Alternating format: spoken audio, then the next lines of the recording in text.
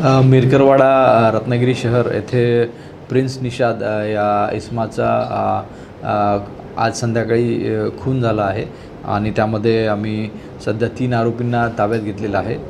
हे प्रिन्स निषाद ज्याचा खून झाला आणि इतर 3 हे गोरखपूर उत्तर प्रदेशचे राहणारे आहेत आणि पुढील तपास पोलीस करत आहेत। जो मयत आहे प्रिन्स निषाद त्याचा नीरज निषाद हा एक व्यक्ती, त्या तिघं जे आम्ही ताब्यात घेतलेले त्याचा हा मामा होता आणि पुढील तपास पोलीस करत आहे।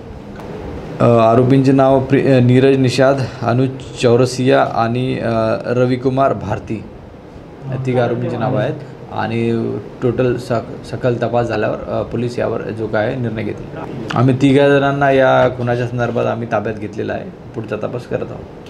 मारण्याचं कारण सध्या जे कारण समोर येतं आहे की प्रिन्स निषाद त्याच्या गर्लफ्रेंडशी बोलायचा फोनवर आणि त्या बोलण्याच्या वादावरून हा मर्डर झाला असावा असं प्रथमदर्शनी निदर्शनास येत आहे। तो अँगल सध्या तरी दिसून येतो आहे, पुढे आम्ही तपास करून अजून माहिती देऊ।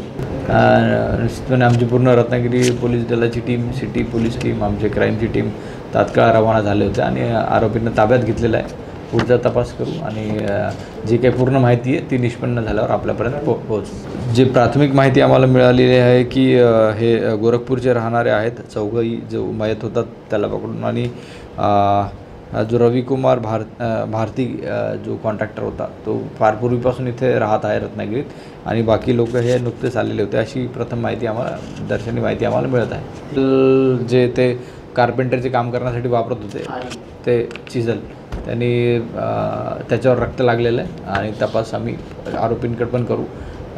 त्याच्यानंतर जे काय ते निष्पन्न होईल। किती वाजता काय किती वाजता संध्याकाळची वेळ आहे, वेळ आम्ही निश्चित केल्यावर कळू आपल्याला।